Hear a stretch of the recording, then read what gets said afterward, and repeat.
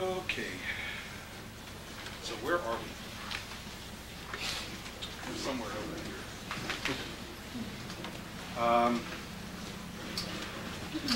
As we said last week, when we started way back in the beginning, we started by putting the whole class in kind of a historical context, the overview context, and then we focused in on trying to understand the environment in terms of actors and interests and power and all that, and then on the leadership question, and then into the relational dimension, the motivational, the strategic, and the action pieces. So last week we began tying together those pieces over time, and that's what the campaign thing is all about. About when relationships, when it's most important to do relational work, what a peak really is. Are you clear what is a peak? Everybody clear on what a peak really is? What's a peak? Huh? You have most of your resources, and you can use those resources. So peak, it's like a peak mobilization, because this is one concept that kind of like, oh, I felt great, that was the peak. Well, that's a different kind of peak. Yeah. That's personal. That's a personal peak. But here we're using it, and again, what's the reason for characterizing it in that way? That, like the peak, like mobilization of resources. Why? Yeah. To associate it with an outcome. To associate with an outcome. Yeah. And well, you also can't sustain the kind of energy that it takes to create. That's right, and that's why it comes down afterwards, right? It's because it's like you've got all those people at the meeting and all that stuff is happening and all that. Well, you can't sustain that, and nor can you expect yourself to. But you want to make sure that you get everything you can from that moment, right?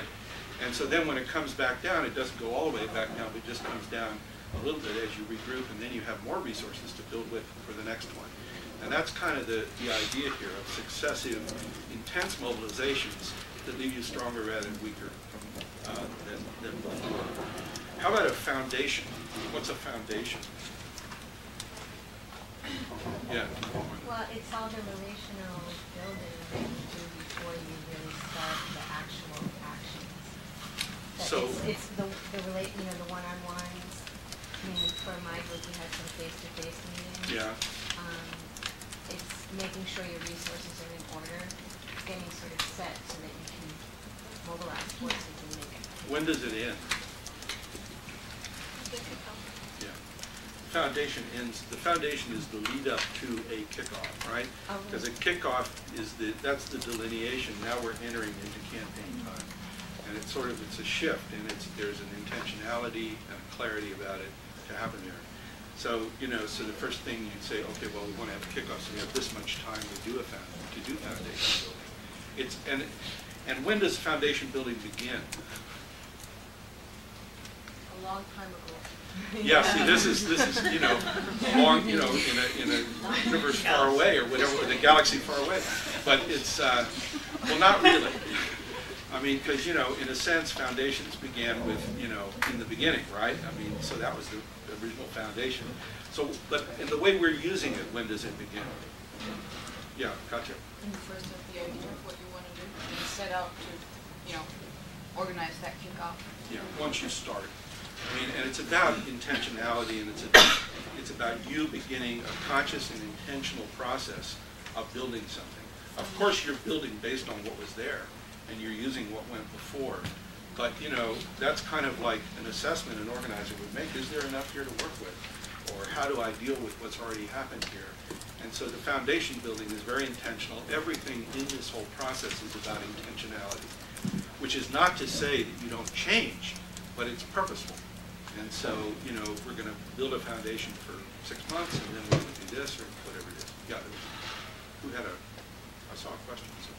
Oh, Erin. I was actually going to have a hand flutter. I was just going to say, it sounds to me like flutter. Foundations start when people meet, like when 2 or 3 people find each other and then they decide together that they're going to start working on something that's a common interest. Okay. So when they sort of have that spark, maybe. Okay. Or, you can say, I just arrived in town, and now I've got my, I'm going to start lining up my 30 meetings or whatever. You can think of that. But the point is, it's a plan, it's a vision, it's a concept, it's formed, and you start doing something about it. Yes. I would feel better if the foundation, like if that after the resolution, then you saw like the foundation again. Like Yeah. the foundation, then you could put it on the top. That's right. That would be nice. So that you have resolution here, and then you're starting the new foundation for what comes next. Yes. Yeah, I think that's right. Or it should be ongoing, like you're constantly building foundation throughout the entire process with Well, every experience. I mean, that's what the intent here is, to gather resources as you move through this. But you need to end and then have a period in which there's no campaign. Otherwise, you can't, I mean, a period of no campaign, a period of getting it together, consolidating. Sometimes you don't have any choice. When we won the grape boycott in 1970, we got all these contracts with grape growers. The whole agriculture industry in California freaked out because they never thought that was going to happen. So then the lettuce growers invited in the Teamsters and signed 200 contracts with them even before we'd signed our grape contracts. So we had to go right off to another campaign immediately without ever consolidating from that first campaign, and we paid a big price for that. And we didn't have any choice, but we paid a big price for it because of the need to absorb, consolidate, get things together, gather strength, and then move to the next thing. Yeah, Dina. Well, it was similar to what they were saying. I was wondering if you make a purposeful change because something was lacking in your foundation. Is that still foundational work, even though you might have already had a few peaks, or? Well, I don't know. I mean, there's no rules here, right? I mean, this is just a metaphor for kind of how to think about the experience. But yeah, I mean, you may find out that you had some problems here, so you got to go back and try to patch some stuff and try to move forward to here. Or you may just abandon the campaign and say, wait a second, we overreached. We're not ready for this. Let's regroup and start all over again. The worst thing you can do is just ignore it and pretend it didn't happen. And then I have another question. Like, Yeah.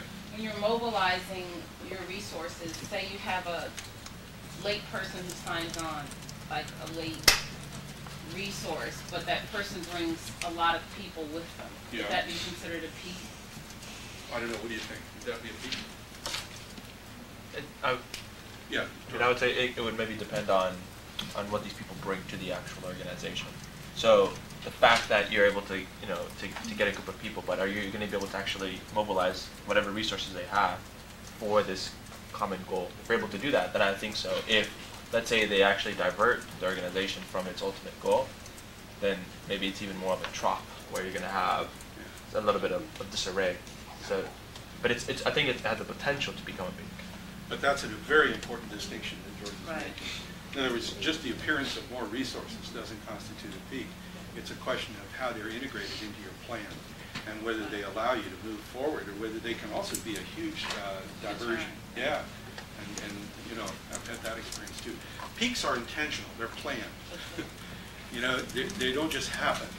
It's like it's the result of intention, and so.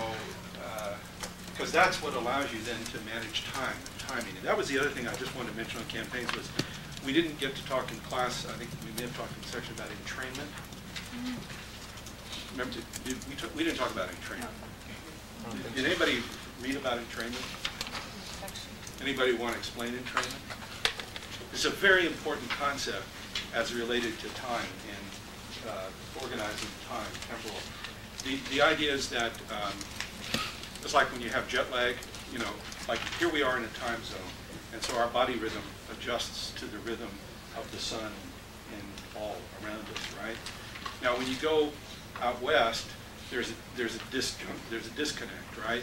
And your body's on one rhythm, and the world around you is on another rhythm. And so the biological process by which they become aligned again is called entrainment. And so they become entrained, and they become attuned to one another. And in organization studies, they describe the organizing of the internal rhythm of the organization and its work, and its relationship to external rhythms that the organization has to interact with as entrainment. So for example, if you're a public sector union and the budget comes up at a certain time, and you've arranged your timing so that when the budget comes up, that's exactly where you're in the middle of political campaigning. That's not a very good way to entrain. But if, on the other hand, you've timed your internal negotiation process, gathering demands and so forth, so that you're timed and ready to go when the budget process comes, then you've been trained well. You see what I mean? And so it's kind of like getting that thing synchronized between what's going on internally and what's going on externally, and managing that, not just letting it manage you. But coordinated sequencing. You know, so it's like here we have to entrain with semester timing, right? Midterms. I mean, so we have to take this subject matter and figure out how to create a rhythm that more or less can interact both with the school rhythm, right? Vacations and midterms and holidays and all that, and the rhythm out in the world. And sometimes it's hard with the rhythm out in the world, right? Because it's not guiding itself by what's going on in here. And then we've had some tensions around that and some struggles where the timing out there isn't quite the same as the timing is in here. So, you know, you can manage it to a lesser or greater degree, but it's something to be conscious of and very, very deliberate about in how you set up timing. Like, you would never start a campaign, you know, in the last week. It's like after the halfway through the harvest in farm work, you can never start anything. Before the halfway, it's just like everybody knew. It's like before the halfway, you could start things, and you could, you know, get a campaign going. Once halfway was hit, everybody's attention was starting to shift to where they're going to go next to work, and so the rest was you just couldn't start anything. So it's kind of understanding those rhythms and how they work. Okay. So what we want to move to today is, okay, that's one side of it, is how we mobilize resources to achieve outcomes. And that's the campaign piece. But there's another outcome, which isn't just the getting the law passed or whatever it is, but that's the organizational outcome. That's the outcome in terms of what have we created that wasn't there before, that persists. So how do campaigns help build organization so that organizations in turn can become foundations for further campaigns? So it's a cycle. So what we want to look at now is how these activities we've been talking about, relational work, strategizing, motivating, and taking action, how they're integrated structurally within an organization. Not over time, but how they interact with each other in terms of how an organization is structured. Is that clear? And the way we're going to look at organizations, we'll come back to this, we'll look at organizations as only doing three things, actually. They meet and make decisions, decide things. They act, they do things, and they celebrate what they did, or they don't. Okay? But I think you can lump most organizational activities into one of these three categories, as either where we're doing meeting stuff, we're figuring out what to do, we're putting it into action, or we're doing this kind of motivational work over here that gives us more energy to keep on kind of through this cycle that hopefully is moving this way and not this way. Yes, gotcha. What do organizations do in between campaigns? Meet, Okay. consolidate, do a different kind of action. I mean, you know, it's like, for example, yeah. In our section, we talked about the campaign chart as also having like the x-axis be time and the y-axis be level of mobilizing resources. So Right. there was kind of one line that would be like relational work that would fit through foundation and kickoff, and then the next degree would be understanding, so building capacity Right. and sort of social capital, where the small peaks go through, and then the top one being action. So during that cycle, you're building capacity and you're building leadership skills or building kind of resources to then have an action where a peak would be. Well, and there's a shift kind of there's a shift toward action the closer you get. More and more of your resources are committed to action stuff as you get closer over here. But Kachi's question was, so you succeed in your campaign, so now what does the organization do? It's like that scene in The Candidate in the back seat of the car. Do you know the scene I'm talking? Anybody know that movie? Robert Redford, he's sort of a version of Jerry Brown, running for governor of California, and he actually wins. And he's stunned. What's the scene, James? Yeah, he just, it's like, now what? Oh, God. It's kind of like he just win, and he turns to his guy and he says, "My God, what do we do now?" You know, it's like, ooh. You know, it's like Antonio Villaraigosa's old friend, when he got elected Speaker of the Assembly, he's now Mayor of Los Angeles. It was like, I went to check, see how he was doing. He invited me into the Speaker's office, which is this phenomenal wood, beautiful thing in Sacramento. And they shut the door. That's what I said. Can you believe we're here? can you believe this is actually happening? And that's kind of a healthy perspective to have on it. But yeah, it's good. It's a good, you know, it's good. It felt like dress up, you know. It's kind of like, but it's a parent's clothes or something. You know? It's like, I belong in this place. But no, but it's so. What do organizations do after they? Yeah. I think for that politician, he should go back to his agenda and see what did he promise people and try to do it. Yeah. Organization should have some That's kind right. of agenda and strategy that they were organizing all of these things to achieve. When we won our contracts, we had to figure out, okay, now we have 200 contracts and 70,000 members. That's interesting. So now, how do we train the leadership? How do we set up all these hiring halls? How do we figure out how to create the whole administrative apparatus to support this? How do we set up a health benefit program that's able to turn the money into benefits? Now, you can look at each one of those enterprises as mini campaigns. In other words, to get this set up, to get that set up, to get the other set up. I think it's a useful way to think. But then they got to be sustained. See, they're not like just to accomplish one thing. It's like to start it and then sustain it all the way through.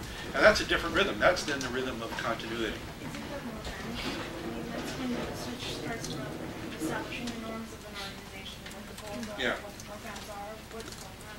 So it takes a different talent to organize versus manage. Yeah. She's saying it's like a shift to more to management, or what we think of as management, or traditionally we think of as administration or management, as opposed to, it's sort of like the difference, you know, the evangelical phase. It's like there's the missionaries and there's the bishops, right? I mean, to use a different, and there is this whole building phase, and we're going to talk about that a little more in a moment. And then there's, okay, so now we've accomplished this stuff, so now we have to do it. And there is often a big shift in energy and in what else? Planning. What else, huh? Priorities. What else? Money. Yeah, what else? Power.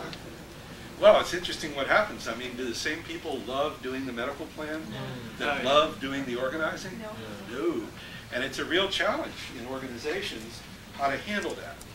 Because one thing that happens then is who winds up controlling most of the resources in the organization? The ones that manage. Yeah. And so then you run into, this is one of the dilemmas we're going to talk about, is so you've succeeded, you've created this stuff, so now you need a whole bunch of people to administer all that stuff, and so you're looking for people that are good administrators and all that, and that's where most of the resources of the organization are now, and whoops, the organization needs to keep changing. How do you draw the resources back from that and have a sustained commitment to change and renewal when you've just shifted over here? And that's a real problem. It is a huge problem in organizations. It's one of the big dilemmas that we want to talk about. And I just want to sort of put these dilemmas out there, because this is kind of what we're focusing on today and what you're going to focus on in section. We identify 4 dilemmas in the reading, like this one, like the one I was just talking about, where, okay, so you succeeded because you're so great at organizing and mobilizing, but your very success draws you away from that to a different focus and a different set of activities. And so how do you keep that from keeping you from being responsive and changing and renewing yourself? Okay, problem.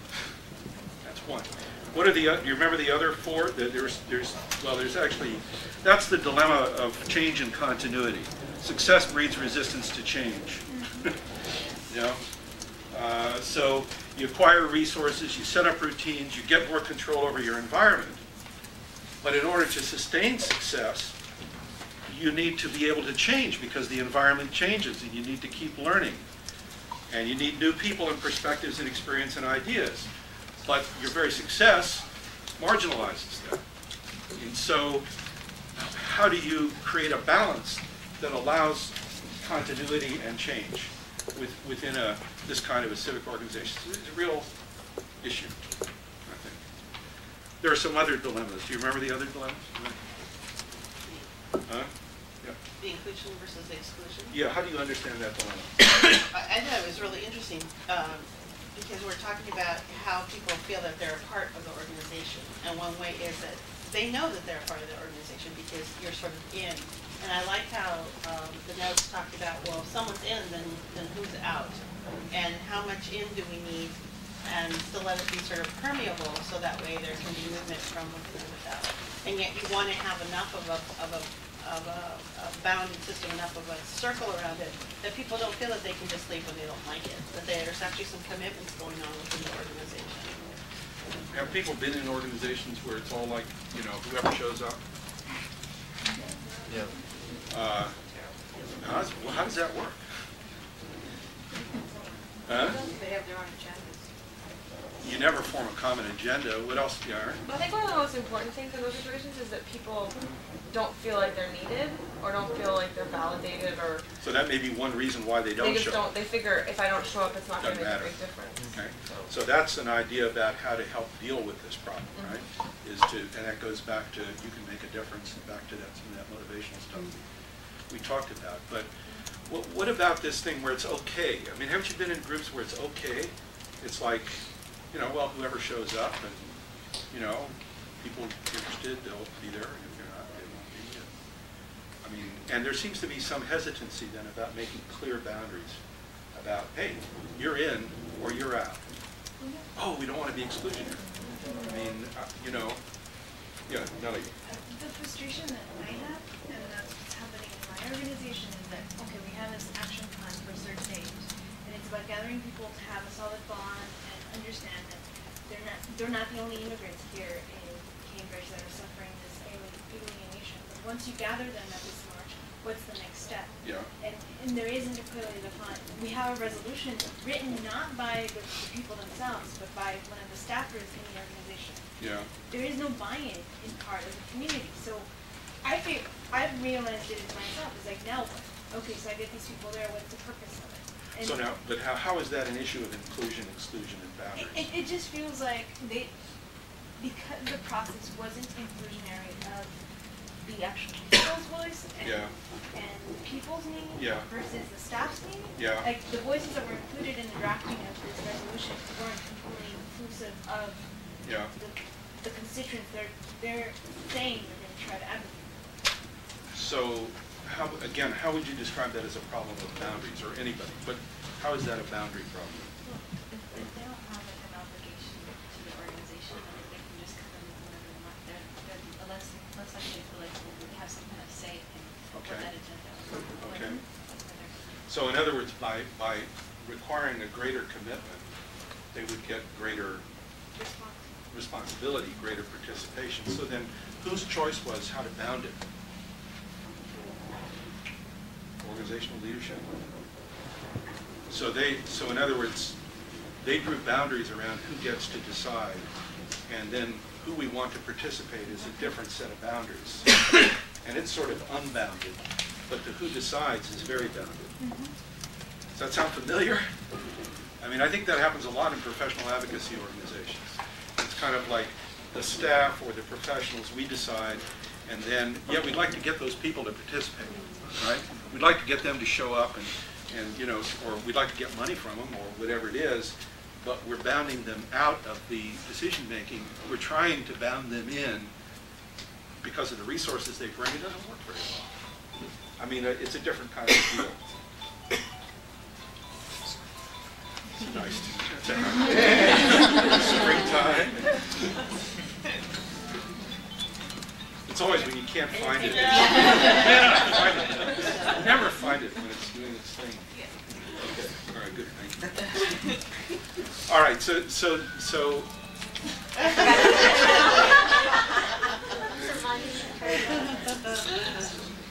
okay, so there's the bounding in and bounding out and where you draw boundaries. There's the change in continuity issue. Oh, just one other thing back on the boundaries thing. You know, what are some things organizations do to articulate boundaries? Let's see, we've heard from you guys. I want to hear from some other people. Yeah. You can do like a monthly renewal of membership, sign up Okay. membership vows or whatever. Okay. Membership vows? This This is an interesting, that's pretty serious bounding in. I'm studying Gandhian ashrams in another class, so anyway. Studying Dominicans and Franciscans at the moment, yeah. No, but you know, we once had a swearing in of precinct leaders. In 1988, we're doing campaign, California statewide campaign, and LA was like divided into a bunch of places. We were trying to recruit 14,000 precinct leaders to get out the vote. That was for Dukakis in '88. We got our precinct leaders. We didn't win the election, obviously. But one of the things was, how do we build this up? How do we really? So we had a point where, after a certain phase of the campaign, we gathered all the people that had been recruited who agreed to be precinct leaders together in sort of ceremonies on a Sunday afternoon, simultaneously all over the state. And we had like Mayor Bradley or whoever it was to come down. And so there was a little campaign rally thing, and then everybody stood up and took an oath as a precinct leader. You know, I accept responsibility for, you know, turning out X number of voters, and I will come to X number of meetings, and I will put up X number of signs. Sounds really hokey. It was great. No, I mean, it really worked. I mean, because that's why we do that sort of thing. It's a way of ritualizing boundaries. You know, that's what oaths do, that's what secret handshakes do, that's what, you know, certain kinds of clothing do, and it's ways of bounding in and bounding out. I'm part of it, not part of it. Yeah, Lisa? Well, in that example, it seems like about doing public commitment, which is what I was going to say would be a way to distinguish in versus out, to have some way, either that way or face-to-face public commitment, or, you know, sitting in the room and going around and saying, I'll be here next time, or whatever it is that the commitment is. Right. And because public commitment's a little different, right? Right. In front of God and everybody, right? Right. No, I mean, it's because then it's a commitment to peers. It's not just a commitment to one person. It's a critical phase in organizing. It's kind of like when everybody comes out and sort of takes responsibility. Yeah. Can I just add one more thing? I think the idea of making it into a ritual, though, kind of appeals to the celebratory side of things, or to make it celebratory and really showing the importance of it. I mean, we do rituals around a lot of other things, but saying we're going to take the time to do this pledge because it's that important. You as a precinct leader are that important that you're going to pledge. You know, that kind of bumps it up a little bit. I really like that. No, that's, we had Passover and Easter this last week, and the Passover story, the 10th plague, that's, you know, where Pharaoh's trying to be convinced to release the Israelites. The 10th plague is, you know, pretty horrible, death of the firstborn. But then what is the community called upon to do? They're called upon to mark their door with the blood of the sacrificial lamb. And I'm puzzled over that for a long time. What was that all about? You know what it's about? It's about public declaration. It's about people saying, I'm one of this group, and people all doing it together. And it's the very first action they take in Exodus on their own behalf. Up to that point, it's all trying to get them to act, get them to act, get them to do something. And finally, the one thing they do is, the initial thing they do is collectively declare themselves in public and say, I'm part of this. I'm not part of that. And so it's a very powerful and important thing. Stephen? No, I was going to say too about the importance of ritual, especially with Native American communities, organizations. It's honoring people, honoring for past service, honoring task leaders or elders. Yeah. And that's the whole significance of doing that, you know, and how that strengthens the story, the overall story of that individual. Yeah, so it's not only just to mark boundaries, right? Right. But it's to do what else? What else do you do with it? Like awards, who you give awards to and so forth. Well, it honors sacrifice, it honors the history of the organization, how far it's come, the specific sacrifices that were made to get to this point. Yeah, I mean, who you decide to celebrate or what you decide to celebrate is one of the most powerful ways of communicating values. I mean, it's worth looking around Harvard here, for example. If you go up to the Yard, who are the buildings named for? What, like what? I don't know who Wigglesworth was. Who was Wigglesworth? I don't know. Matthews. Yeah, Emerson. We know Emerson Hall. That's kind of, we know about Emerson. How about, who's Belfer and Litow? Who's Belfer? And who's Taubman? Somebody wrote checks. Yeah. I mean, no, I mean, it's interesting. It's like, I mean, it's just like it's right there in front of us, right? I mean, so what are the values being held up by the institution if it names buildings after its exemplars, you know, in scholarship or in leadership of the institution, and then it shifts and starts naming buildings after guys who wrote a big check. I mean, it's not, you know, it's not an insignificant thing. Gotcha. I think to go along with that, like here, and I hope no one's in the art, but like Harvard Foundation, which is supposed to be a diversity organization, honored Tommy Hilfiger, who is like known for being oppressive and, you know, racist in his. So what happens when an organization does something like that? And I mean, like here, I'm sure some of the men that have been honored had some drama with them. Like, how do you choose what, like what to honor and what not to honor while still keeping your people happy? Well, the Kennedy School, the founding of the Kennedy School was sort of picketed. My wife Susan she was then a senior here in the college, and she was part of the South Africa deal, divestment. And I guess the library here was going to be named for this big South African industrialist. And so, yeah, so they had a big protest, and they actually stopped that. So, but you know, it's like values are all the time being announced and, you know, need to be claimed, and stuff like that really does matter. It's not just like something not to pay attention to. But okay, so there's boundaries, there's change in continuity. There's two other dilemmas I want us to look at. Yeah. Unity and diversity. So you want to explain that one? You know, one of the ways to build power is to bring together people that are similar. But then at the same time, in order to really kind of make campaigns grow, it's really important to get all sorts of different types of people together. And I think there's always that strain. Are we trying to reach out to different people and bring them together, or do we want to do that sort of first together? Yeah. I mean, anybody struggle with this in their work, in their projects, this problem? Yeah, Jamie. In student of color organizing, how do you get allies around you, and also in immigrant stuff right now, how do you get non-immigrants, and of course you can say everyone's an immigrant, and how do you get people to join in with that? And at the same time, how important is it that certain things are just these people? Well, what are the benefits of diversity besides just the value of diversity? In other words, in an organization, what are the benefits of diversity? Who doesn't? Well, you avoid the groupthink problem. So say a little more about that. You can lead to sort of uniform opinion when you have this in-group that identifies so strongly with itself and has sort of this homogeneity and doesn't really want to rock the boat. But if there's this acceptance that there are inherently diverse points of view within an organization, you're less likely to get that regimented form of opinion. Has anybody ever been stuck in groupthink here? Had a groupthink experience? Let me see. Where you sort of get, it's like you're talking to yourself, and you convince yourself that the reality you're describing is actually out there. Anybody think of some major examples these days of that? Yeah, I mean, it's talk about groupthink. I mean, big time.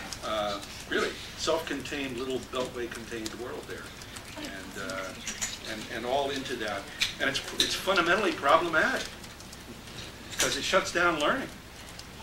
It shuts down examination, it shuts down reflection.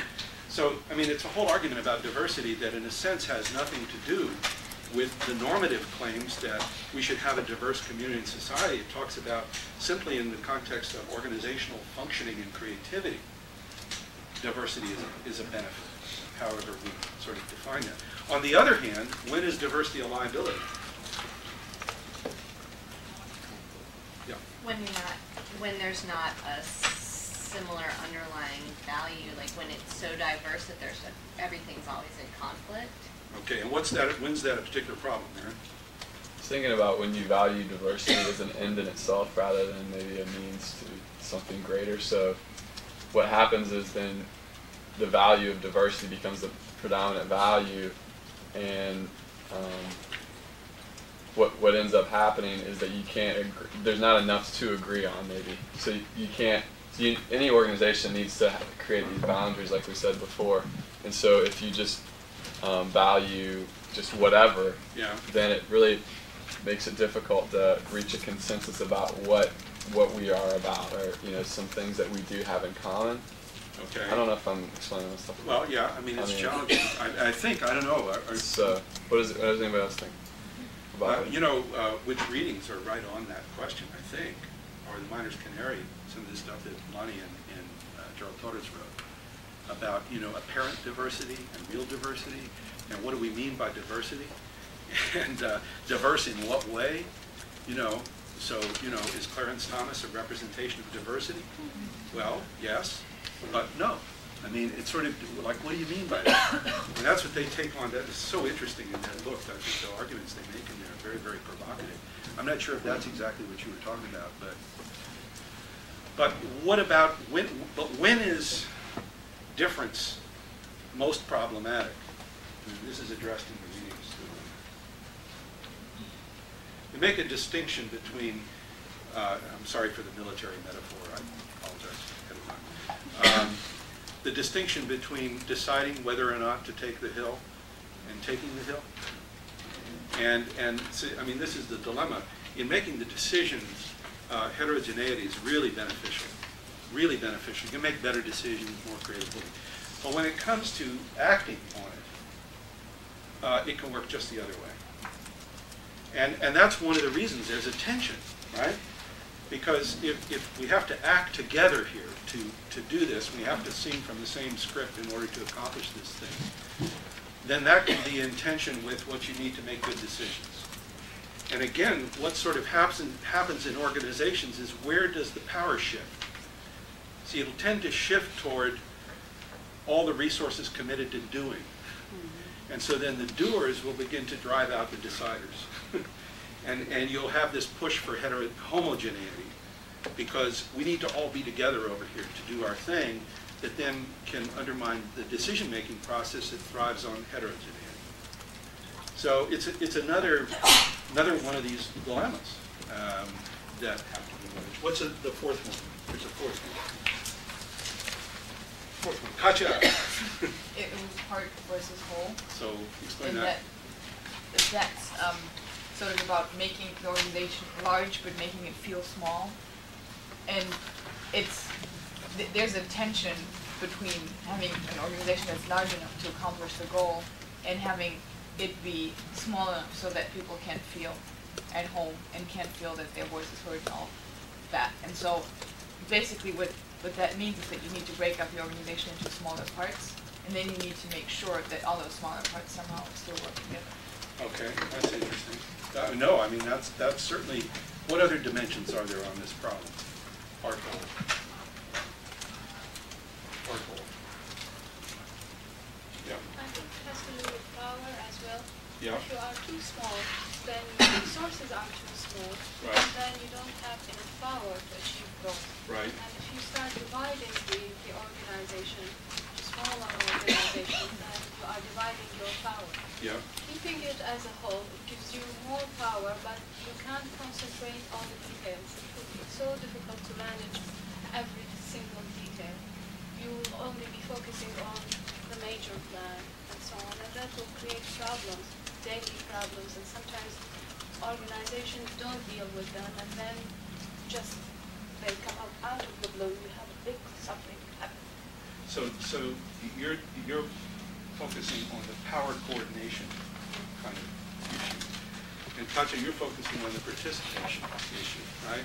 Smaller you can participate, more bigger it's a lot harder to feel like you're participating meaningfully. And so how do you deal with that? What other issues are there in this part whole? Yeah, Ann.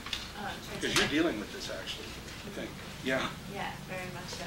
In terms of accountability to a goal, and sort of if there's no like sort of central mind driving it, then it's going to be very hard to get to the goal if you're not united. Central mind. I just got a picture of Hal. I'm sorry, of hell. Obviously, now that's dating me. 2001. That's the central computer that was sort of driving everything. Oh, HAL. HAL. I thought you said hell. No. That too. Could be that too. But so you're pointing to a problem of coordination too. In other words, if it's all chunked out, then how does it go to a common goal? Is that? That works. Yeah. What else? What other issues are there here about part whole? And we talked about it in the readings a little bit.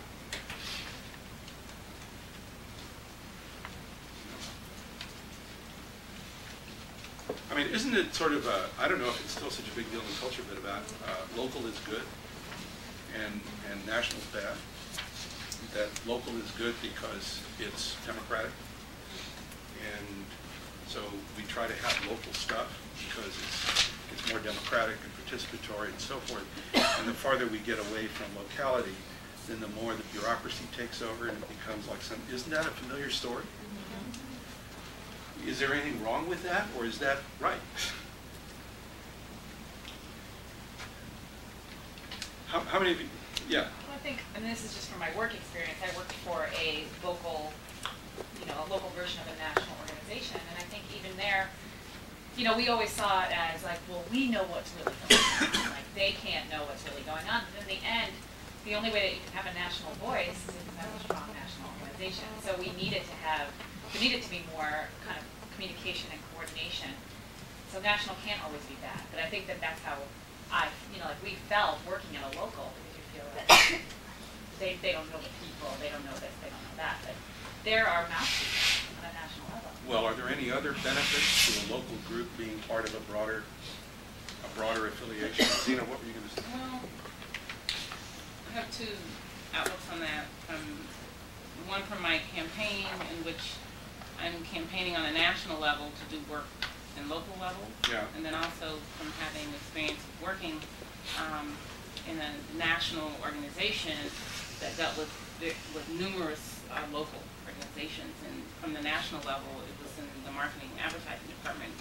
We created all the resources to give to the local organizations for them to do their projects. So in a lot of ways, we provided all the resources. It was for the National Boys and Girls Club. So I don't know that all the clubs would have been able to do what they needed to do had we not been campaigning on such a large level, bringing awareness. So it was beneficial, but we weren't doing all the hands-on in the work community. So were there problems, or did it work well? There were challenges. Some of the local clubs didn't feel like they got the same support as other clubs, and they felt like their voices weren't heard, and sometimes the clubs had to combine even though they didn't want to. So there were problems. What else on this? How many people have had lousy experiences as part of local groups of national organizations? Let me see. How about lousy experiences in national organizations with rebellious local groups? Yeah. No, I mean it's a syndrome. It's like, and I've seen it in Sierra Club. I mean, it's kind of like the national. Oh, they just all want to do their thing, and then the local level. Oh, they just want to do their thing. Nobody's listening to anybody, and it is a real problem because isolated local groups have very limited prospects when it comes to power. And but more than that, I think in the reading we make an argument about the ways in which isolated local groups also can be profoundly non-democratic. And that goes to Madison's argument about the benefits of large democracy. And boy, in the labor movement, you just see it so clearly, where the more decentralized, the easier it is for a local oligarchy to take control. And then they're not challenged. And once they take control and they command the resources, nobody can challenge them. And the more that they stand on their own, so you get the sort of the whole democratic process shut down right at the local level, but then claiming sort of like, oh, we're local, so we're democratic. But see, there's a confusion about big and small and democratic and not democratic. This makes it. What happens when a local unit is integrated in broader units, there's broader venues of collaboration and accountability. And so it's much harder for a local oligarchy to just isolate itself and take control. And I mean, in the union world, it's really clear between like the building trades unions, which were very decentralized and very oligarchic, and the industrial unions that were a lot more centralized. The challenge, though, is that if you're going to be more centralized, then you have to create mechanisms of integration. You have to create mechanisms of voice through which internally people can participate in making regional and national decisions. And that's sort of one thing that conventions do and so forth. Now, if you're a business organization, you don't have that problem. If you're a civic association, you do have that problem because you have to create a way that people can have voice within the organization so that the organization can get the benefits of operating the whole. But it's a big tension out there. Now, Aaron, I think you want to say. I was just wondering, when you talk about oligarchical structures of power that take over local, so-called local organizations, I'm wondering, like, what they consider their constituency, because I don't understand how they would take over and then purport to represent a group that they don't actually represent. Anybody have an example of that, or is anybody working in an organization like that? Or yeah, Rachel. Oh, I'm sorry, you were going to speak before. Yeah. So I work for the state-wide organization, the Diocese of the Episcopal Church here in Massachusetts, and then each church has a delegate, or two delegates. But I think often that's supposed to be like a local structure, but often you can have those people just being gatekeepers for their congregation rather than actually organizers in their congregation. So I think that might be an example of the local power. And I just wanted to hear you give a little bit more specifics about it. Like, why does that happen? Is it because having a local structure can allow one or two people to sort of have power and have a position, and without any accountability, they don't have any, there's nothing in their interest to share power. If they're already named, the representative, with X position and whatever, they don't have any interest of building power. Is that right? Is that the basic problem? Yeah, I mean, what I've seen happen, so it's like if you have a small unit, a relatively small unit, it's not that hard for a group to get together and, okay, so people get elected, right? So they get elected, but then they acquire control over all the resources, right? Over what the organization does and when it does and who does jobs and all the rest of it. And that's appropriate because they were elected. But then guess what happens? There's no ground for any opposition to challenge that group because they control all the resources. And so how does an opposition ever get enough resources to constitute a real threat, a real challenge? Well, they don't if the one side controls all the resources. And so you build up so there's this problem, and the accountability mechanism that's supposed to work in democratic organizations breaks down. And so then the question becomes, how do you keep that from happening? And I guess what I'm suggesting is one way that keeps it from happening is to the extent that local units have to deal with in broader venues. Because people can go to other places, they can make other alliances, they can make broader arrangements. Local leaders are not the final determinants of what's good and what's bad.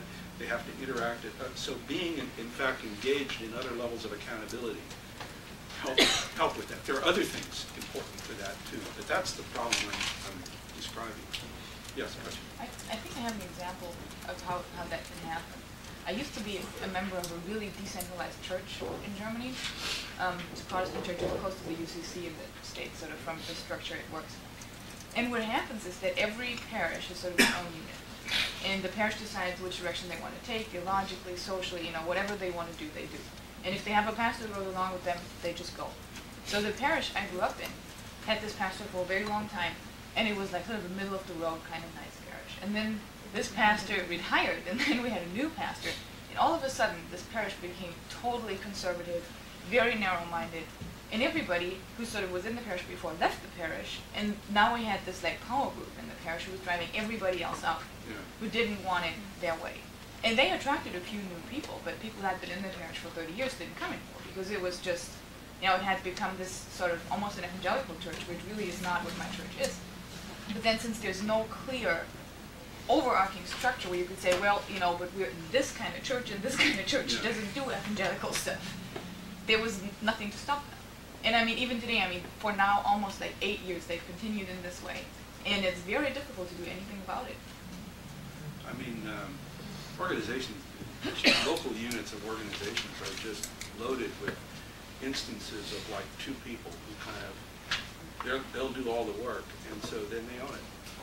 It becomes their turf, they defend it, they really don't want anybody else in it because it threatens their authority and their claim to it. I mean, there's a real problem in democratic organizations is how to sustain the accountability so that there's a possibility of renewal. See, because it's not just a question of it being democratic. The whole premise of democratic institutions is not just that everybody should have a voice, but also that accountability is a mechanism for change, for adaptation. So where you have competing parties, real competing parties, as opposed to not real competing parties. But, sorry, that's an obscure reference. But no, where you have oppositional politics, adversarial politics, the whole point is not just that those who hold power have to respond, but that they have to adapt, and that there are ways to adapt, that there are ways to change. And in the labor movement, for example, has very weak internal mechanisms for that. So historically in the United States, what's happened when the labor movement gets ossified is it splits into two labor movements. And that's what's happening right now with the Change to Win coalition versus the AFL, because the mechanisms don't work inside. And so they split, they become like competing movements, and then that becomes a mechanism for change and renewal. So it's how you keep dissent alive, how you keep difference alive, how you keep opposition alive is a critical question to sustain a healthy organization, and more so a civic democratic organization. So what's the answer? Well, in the section we'll find out. No. No, there's sort of three broad approaches that we will work on in section, but there's three broad approaches that I argue in the reading can help deal with these tensions, with these dilemmas. Remember, we've got part and whole, we've got, well, one other thing on part and whole I just wanted to mention is that another very important aspect of the part-whole dilemma is that people's understanding of their own interests is influenced by the level of organization that they're in. So if for example, I'm a white carpenter in Buffalo, New York, and that's all who I am among, that's what I begin to understand my interests as being. But if I'm part of a group that isn't just white carpenters in Buffalo, but includes other construction workers, and then maybe includes more diverse construction workers, and then maybe includes all workers, I begin to get a broader understanding of what my interest is. And so the more that we chop up organizations into small units, the narrower the interests, the narrower the understanding of interests that people acquire. So it's critical for organizations that want to act on common interests more broadly to create venues where that can happen. And I mean, this was, again, with the Sierra Club example, this was one reason we persuaded them to have a convention. Because what their convention did was bring together for the first time local and state leadership into a body where they could discuss national policy. And so it both makes the national more accountable, but it also broadens the perspective of the local and state leadership, because then they're saying, oh, we have to look at the whole thing here. So that's another aspect of this part-whole thing, is how to create venues where you get drawn out of just your particular parochial, no, your particular take on things, if your power depends on having a broad common interest and being able to mobilize around broad common concerns. This makes sense? This is one of the problems of not having a party system. I mean, well, we have a party system, but what I mean, a constituency, parties where people actually meet and come together and make decisions like they do in Canada or in Western Europe. But Here it's more of an entrepreneurial kind of party system that doesn't create those venues for that. And it's a problem. It's like a missing place to come together and understand broader interests. At least that's my take. So now, what do we do? Okay, three things. Always three. The first, and we talked about pushing responsibility down and widening participation. And the argument here is that the more you push responsibility down in an organization, the broader the participation, the more the organization requires the engagement of its people in order to act effectively. And what that does is create a real kind of accountability. In other words, if you can't go forward without doing a lot of work mobilizing your base, because that's where your power comes from, you're going to be more responsive to your base, right? But if your organization has like a professional fundraiser and that's it, and that's where all your resources come from, what incentive do you have to go out there and actually mobilize that base? Well, it's nice if you want to do it, but your organization doesn't depend on it, its power doesn't depend on it, its resources doesn't depend on it. Is this clear what I'm saying? So accountability isn't just like, you know, what the rules say of who's accountable to who. It's actually who controls the resources. You know, we've talked about power and interests, power as being about resources and interests and all that. We talked about it mainly externally. Now I'm talking about it internally. And sort of where you have a concentration of resources in the organization with a few people that control them, you're just not going to have much accountability no matter what you put in the book, because, you know, whatever the fundraiser decides, that's it. Because that's where we get all our resources. You see what I'm saying? But it's a choice you have to make about where to go with that. Because it takes a lot of, there's a lot more risk and uncertainty and so forth to actually place yourself into a dependent relationship to your membership, which then requires you to engage them. So, yeah, Steve. Does that also play back to, in referring to the readings about the local elites, that dynamic as well? Yeah, go ahead. Just, I mean, I guess that, talking about the centralization of the resources, obviously that that deliberative process breaks that up, or naturally that problem sort of naturally kind of gets worked out. You know, when you have a local elite that takes over, right? That Right. controls all the resources, then your accountability breaks down, right?